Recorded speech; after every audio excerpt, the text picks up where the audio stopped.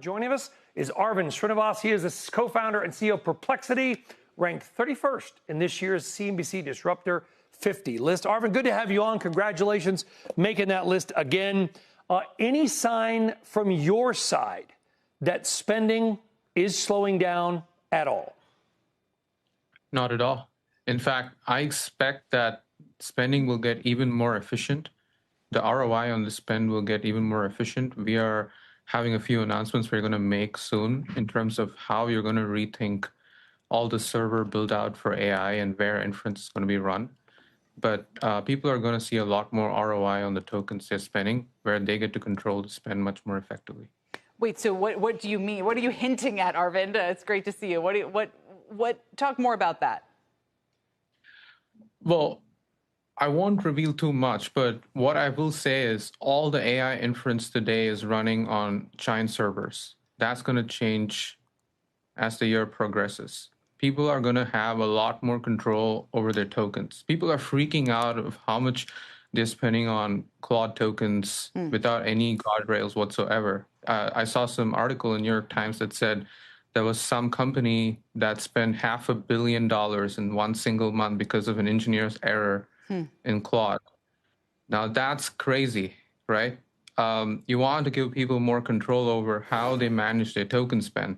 One of the reasons we built our product, Perplexity Computer, is to orchestrate all these models for you ourselves and be far more cost and token efficient, right? And allow you to even think about bringing in your own compute that you own on your personal devices together with the cloud.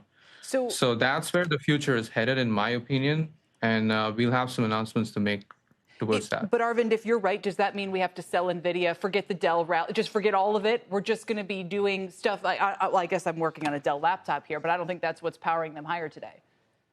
No, you shouldn't sell NVIDIA. I think NVIDIA is going to do great. There's always going to be server-side compute.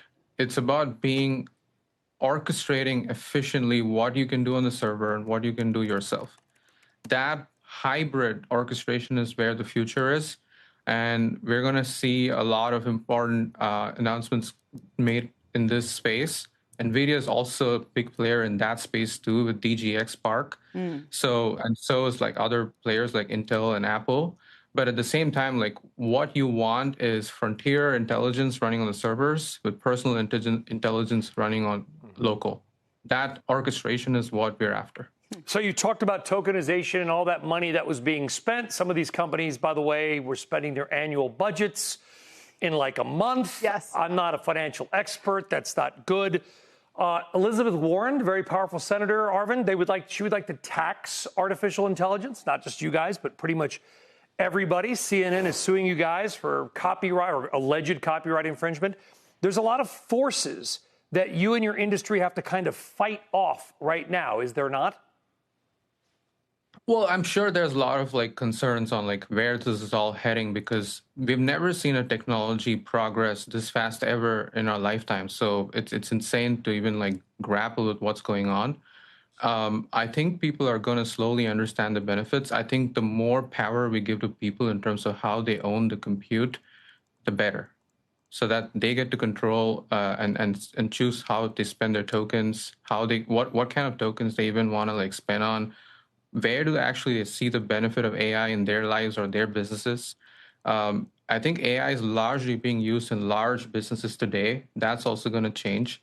The future of American economy is going to be in small businesses that are actually going to use these AIs far more efficiently, far more resourcefully, creatively than large businesses, which are much slower to adopt new technologies.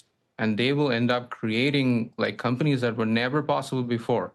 You could build $100 million or $1 billion companies with few tens of people. You could have somebody who's just motivated and creative quickly spin up a website and do their own growth marketing with AI and get a few customers and have some passive income going. You don't have to drive Ubers for that. I think there's a glorious future ahead of us in that spirit. And that's what companies like Perplexity, at least we are trying to help people create that future and power small businesses and address all these growing concerns about AI.